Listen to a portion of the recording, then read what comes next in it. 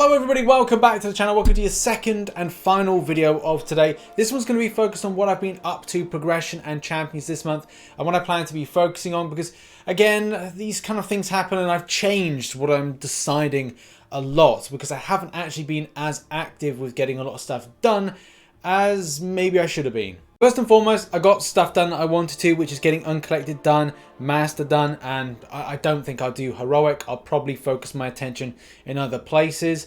Red Room Ops have been fun to a degree. There's been a lot of kind of going from, well, doing this to doing this gets you this, and then you've got to do that when it comes to a rift. And look, there's been some really good stuff out of these rifts, but also a lot of people have been trolled. So it's been a bit of like an odd month for content, and as well at the point of recording this video, which is on the Friday, it may be a case that well, we may or may not have something in Platinum Pool, which again puts it to is this a side quest that's coming on in the future?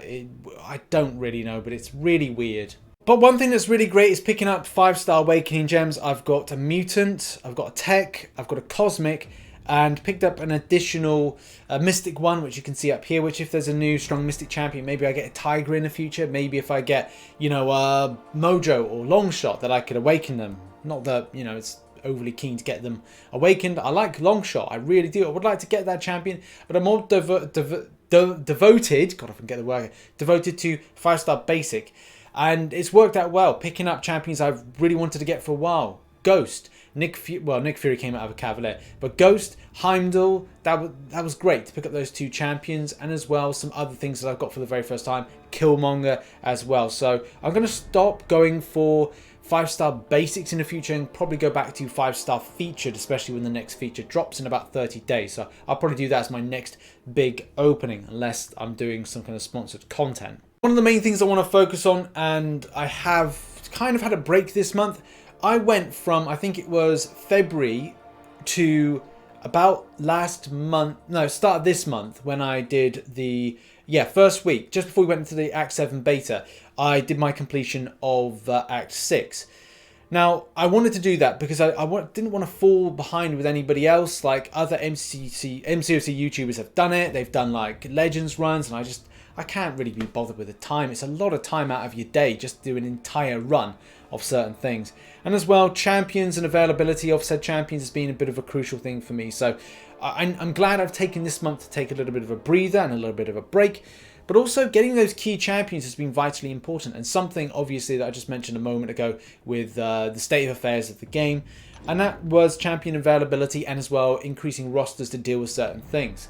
With a bit, you know, a few scuffy fights when it comes to availability, and in particular Severed 6.2.2. This is frustrating. It's going to be better for me next time I go in, because I'm going to go in with a Hyperion and I'm going to go in with a Heimdall. So I get that kind of option of either going, right, are we going to go, say, some sort of immunity when it comes to shock immunity, trying to avoid EMP modification, and as well Toxic Splash, which obviously the Heimdall synergy helps out to do. And that's the thing. I'm kind of waiting off for this one here. But I've been making more of an effort to do life cycle. I've had a few times where I just got so bored of this. I know I live streamed on this channel, and it just bored the tits off me. But occasionally I've been dipping in and dipping out of doing it when I'm like, do you know what? I'll just do it, and then I'm like feeling a lot better for it. A lot of people I know have gone on intensive grinds. And these two fights down here with Mordo and as well with Kingpin, Destructive Feedback, and I can't remember what the Mordo one was because it's a long time since I went back in, but I'm not really looking forward to those two. And the champion boss fight, because Kabam have said that they are going to look into it and potentially change it. Well, they said they are going to change it, but they can't give us any indication, which again we might get in early June. That is what I'm looking for, that, because No Retreat, stinky. There's a lot of stinky stuff about that content, so I'll be waiting around to find out what is going on with it. But I think the next time would be, I'm going to 100% two other kind of quests in 6.2 before then going on 6.3. Now that I've got Nick Fury, that means that there's some interactions and fights with some of the content in 6.3 that's better than others. So that's really kind of gearing me up for that.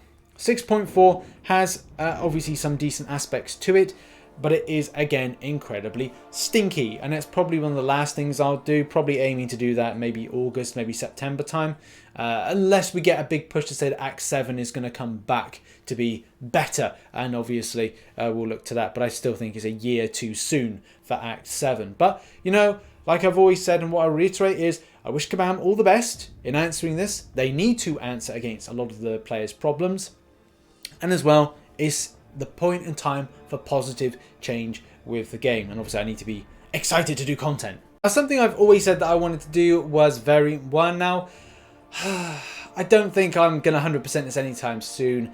I just think this is going to be one of those quests that is just going to be there for a long time. I did the initial completion like a month and a bit ago, but I just don't see any value in doing this at the moment. And with a lot of the stuff that I can actually pick up from just grinding elsewhere with, again, minimal effort, is something that I'll probably focus on. Yeah, I'll miss out on a rank 5, but I can get tier 5 basic a lot more easily now that I'm back in an alliance. As well, I can get a 5-star, easy peasy, awakening gem. I've got all the champions awakened that I need to. For me personally, I'm at a point where I'd love to get it done to say I've done it, but it's just more of a waste on my own resources to get it done. Especially, like, I like the idea of having Red Guardian for some of the interactions, because obviously some of the things, he doesn't cast a buff, which is amazing, and would be something that would be great. So I've got a 4-star version. Maybe I'll take it in for a few paths. But you got, like, just BS stuff in there, like aspect of evolution, or I think it was the one where you switch like health bars. You got poison paths on stuff, so it's like so specific on champion use, and as well the node interaction with it's either masochism or buffet or something like that, something stupid, but that's just how it rolls with that content, which is annoying. One thing I want to talk about is grinding out these kind of like permanent quests, the ones like Labyrinth of Legends or Abyss of Legends. I've always said, like, in the recent months, like, oh, you know, I'll do Labyrinth of Legends, but I'm like, the more I think about it, the amount of units spent, and I'll probably have to like test out my ability against these long hit pool fights and seeing how I fare with Labyrinth of Legends to then go, right, well, is it worth me actually kind of going, look, don't waste any more units, go and do Abyss of Legends. That may be the focus point, but I don't know if I really see it being done now, because I have to think about like July 4th. July 4th offers are imminent. I say imminent, they're about a month and a bit away. So the extent of going, right, well, if I say let's buy 2 Odin's worth, and because I'm not gonna have the time to grind out 6,000 units or 5,000 units. Well, I don't know, it might be worth a try. But if I did, and obviously did that from a free-to-play standpoint, then it's going to be a case of going, right, well, should I do Abyss of Legends? Yeah, it works out well to do Abyss of Legends over Labyrinth of Legends from an initial completion standpoint. But then there's the thing of going like, look, should I train myself in Labyrinth of Legends for long hit pool fights? Obviously, they're a lot, you know, higher in Abyss of Legends, so I just need maybe a little bit of training for that. But we'll see. We'll see like how many kind of like revives it would take me to kind of take me in Labyrinth. I need to compare that with Abyss. Am I ready for it? You know, from a skill level perspective. And when I'm saying skill, I mean like, you know, going, I don't know, 2 million without dropping a death, or going 3-4 million with only 1 revive. You know, if those kind of things, like I don't want to find myself overspending on something that obviously I'm not ready for. You know, those are the key things to really kind of like benchmark. As well, decisions need to be made about like further rank ups. I've got opportunities now to rank 2, some 6 stars. I've got opportunities to rank 5, a lot of 5 stars. I need to make decisions about this from a 6-star perspective. And by the way, I've barely ranked up anything in the last month, especially since getting that stuff from my Act 6 completion. Havoc, yes, worth a rank 2. Ghost, yes, worth a rank 2. Warlock, same thing. Punisher 2099 is cool, but I don't know if it's for me. I did see a few people like chatting about that. I think Alan Kenny, if you're watching, man, thanks for always being in the comment section. Miss you in live streams, by the way, if you're watching.